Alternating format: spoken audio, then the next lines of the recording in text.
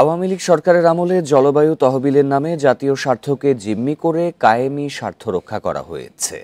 এক যুগে এ খাতে ছিল শুভঙ্করের ফাঁকি। প্রকল্পের নামে দুর্নীতি ও অর্থ আত্মসাৎ করা হয়েছে।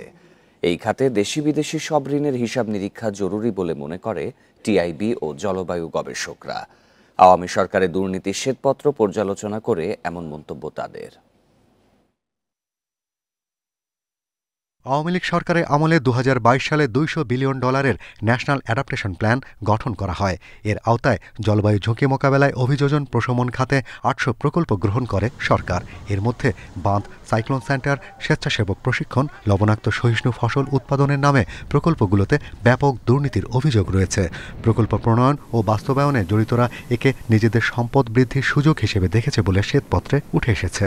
যে অঞ্চলগুলো সবচেয়ে বেশি ক্ষতিগ্রস্ত, ঝুঁকির সম্মুখীন, সেখানে না হয়ে মন্ত্রী এমপিদের বাড়ির কাছে বা জেলায় উপজেলায় এই প্রকল্প হয়েছে, যেগুলো কোনো জলবায়ু পরিবর্তনের সাথে কোনো সামঞ্জস্যপূর্ণ ছিল না। অর্থাৎ এখানে ভেস্টেড ইন্টারেস্ট, কায়েমি স্বার্থটা এখানে কাজ করেছে জাতীয় স্বার্থকে জিম্মি করে।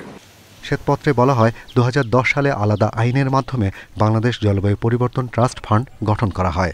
এ তহবিলে ৩,১০০ কোটি টাকা দেয়া হয়েছে, কিন্তু এই বিপুল টাকা কোথায় কিভাবে খরচ হয়েছে তার হিসাব নাই। আবার গ্রিন ক্লাইমেট ফান্ডের হিসাব নিয়েও আছে প্রশ্ন। ট্রাস্ট ফান্ডের উপর ভিত্তি করে, যেটা আমাদের বাজেটের অর্থে বাংলাদেশের নিজস্ব অর্থায়নের বাস্তবায়িত প্রকল্পগুলো, সেগুলো একটা সার্বিক ইন্ডিপেন্ডেন্ট অডিট, নিরপেক্ষ অডিট করা দরকার বলে আমি মনে করি।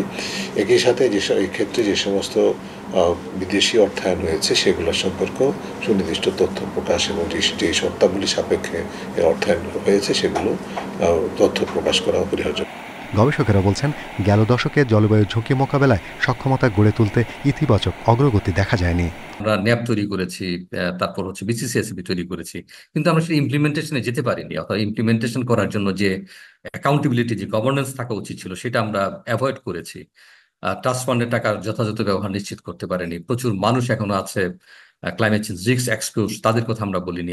শ্বেতপত্রে বলা হয়েছে, জলবায়ু তহবিল থেকে বাংলাদেশকে ছিটকে দিয়েছে দুর্নীতি। ঝুঁকিপূর্ণ দেশ হওয়া সত্ত্বেও কমেছে বরাদ্দ। Shahriar Anirban, independent news, Dhaka.